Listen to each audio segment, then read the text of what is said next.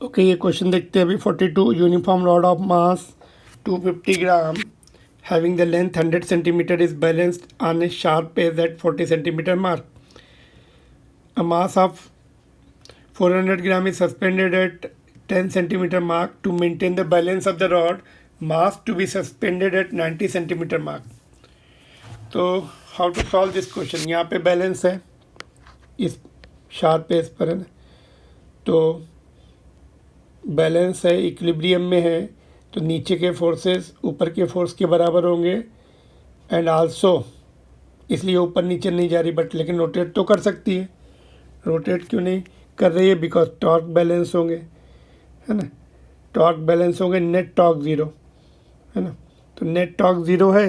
कहीं से भी हम टॉर्क ले सकते हैं, बट ऐसी जगह से टॉर्क ले जहाँ से हमें इजी हो जाए. जो फोर्स हमें पता नहीं है वहाँ से ले लेते हैं. यहाँ से ये वाला फोर्स हमें पता नहीं है ना, रिएक्शन वाला फोर्स.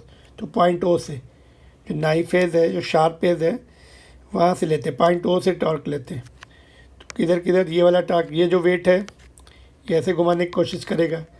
इसका रॉड का वेट उसको काउंटर बैलेंस करेगा, ये वाला भी उसको काउंटर बैलेंस करेगा. तो torque due to 400 should be equal to torque due to 250 plus this.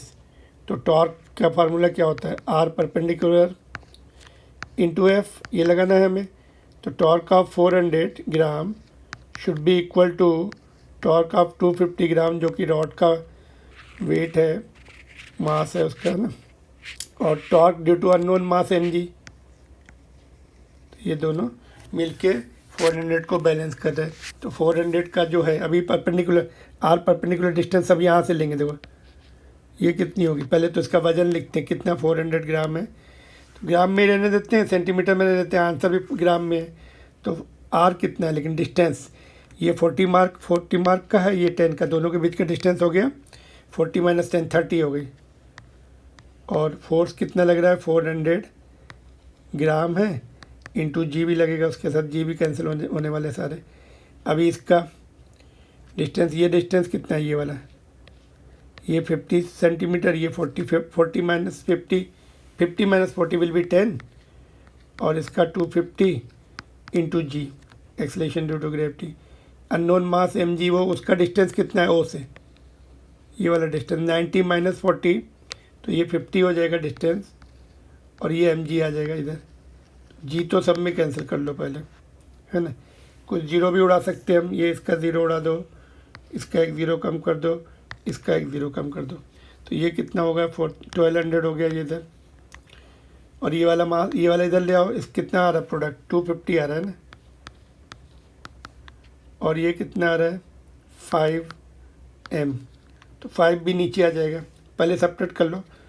m is equal to कितना आ रहा है? 950. 5 को नीचे ले आओ, 1 4 9 आ जाएगा, 190 आएगा ग्राम.